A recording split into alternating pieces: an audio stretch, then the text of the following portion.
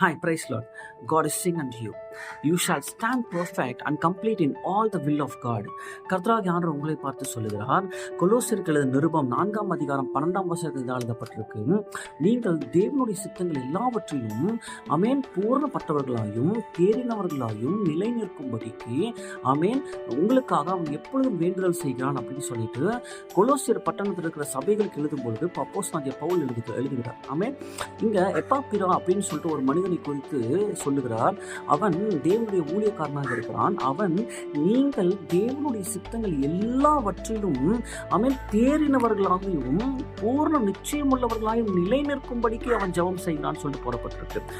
இன்றைக்கு உங்களுடைய வாழ்க்கையில தேவனுடைய சித்தத்துல நீங்கள் பூரணப்பட்டவர்களாகவும் எல்லாவற்றிலும் தேறினவர்களாகவும் நிலை நிற்கணும்னு சொல்லிட்டு ஆண்டவர் உங்களுடைய வாழ்க்கையில அவர் விரும்புகிறவராக இருக்கிறார்.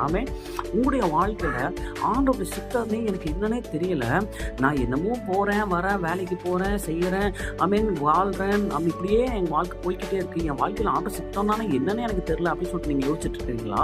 ஆண்டவராகிய தேவன் நீங்க அவருடைய சித்தத்துல பூரணப்பட்டவர்களாகவும் எல்லாவற்றிலும் தேறினவர்களாயும் நிலை நிற்க வேணும்னு சொல்லிட்டு உங்களுக்காக அநேக ஊழியக்காரர்கள் அநேகர் உங்களுக்காக ஜெபிக்கும்படிக்கு அவர் ஏற்பாடு பண்ணி வைத்திருக்கிறார். அவர்கள் உங்களுக்காக ஜெபிப்பது நிமித்தம் உங்களுடைய வாழ்க்கையில நீங்க தேவனுடைய சித்தத்துல பூரணப்பட்டவர்களாகவும் அதே சமயத்துல எல்லாவற்றிலும் தேறினவர்களாகவும் நீங்க நிற்கும்படிக்கு ஆண்டவர் கிருபை செய்கிறவராக இருக்கிறார். அப்படி உங்களுக்காக ஜெபம் செய்கிற அநேக ஊழியக்காரங்க இருக்கிறாங்க. அப்படி உங்களுக்காக ஜெபம் செய்கிற அநேக தாய்மார்கள் இருக்காங்க, அநேக உறவுகள் இருக்காங்க, ஆவிக்குரிய உறவுகள் உண்டு, அநேகரும் உங்களுக்கு சகோதர சகோதரிகள் உண்டு. நான் தனிமையா இருக்கிறேன், நான் தனிமையா விடப்பட்டுட்டேன், எனக்கு யாருமே இல்லை, எனக்கு கர்த்தருக்குள்ள வழி நடத்த யாருமே இல்லை, என்னை யாரு வழி நடத்துவா, நான் எப்படி தெய்வ திட்டங்களை தெரிந்து கொள்றது, என் வாழ்க்கையில ஆண்டோட திட்டம்னா என்னன்னு எனக்கு தெரியல, அவர் சித்தத்தை என்னால புரிஞ்சுக்கவே முடியல. இது எல்லாம் நீங்க சொல்லாம இந்த வசனத்தை நீங்க விசுவாசிச்சு எனக்காக ஆண்டவர் பல ஊழியர்களை ஜெபிக்க வைக்கிறார். எனக்காக அநேக தீர்க்கதரிசிகளை கர்த்தர் ஏற்பாடு பண்ணி வைத்திருக்கிறார். எனக்காக அநேக அப்போஸ்தலர்கள் சபைகளை உண்டு பண்ணுகிறார்கள். எனக்காக அநேக தீர்க்கதரிசிகளாக இருக்கட்டும், அநேக ஊழியக்காரங்களாக இருக்கட்டும், எனக்காக ஜெபம் பண்ணும்படி ஆண்டவர் வைத்திருக்கிறார். அவருடைய ஜெபங்களின் நிமித்தம் என்னுடைய வாழ்க்கையில நான் ஆண்டோட சித்தத்துல நிலை நிற்கும்படிக்கும் பூரணப்பட்டவனாய் நிற்கும்படிக்கும் ஆண்டவர் விரும்புகிறார் அப்படின்னு சொல்லிட்டு நீங்க எப்போ விசுவாசிக்கிறீங்களோ அப்போ அந்த ஊழியக்காரங்க செய்கிறதான ஜெபங்கள் வல்லமையுள்ளவைகளாய் உங்களுடைய வாழ்க்கையில வெளிப்படும்.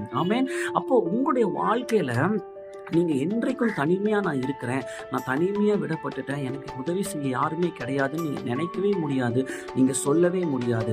ஏன்னா உங்களுக்காக உங்களுக்கே தெரியாம அநேக நன்மையான காரியங்களை செய்கிறவர்களாயும் அநேகர் உங்களுக்கு உதவி செய்கிறவர்களாயும் உங்களுக்காக ஜெபிக்கிறவர்களாயும் கர்த்தர் அநேகரை வைத்திருக்கிறார்.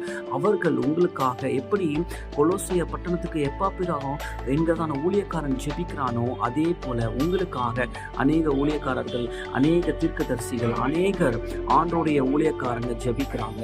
அதன் மூலமா உங்க வாழ்க்கையில நீங்க ஆண்டோட சித்தத்தை நிலை நிற்கிறவங்களாக மாறுவீங்க. அதை விசுவாசிங்க, கண்டிப்பா அது படியாது. ஆமென்.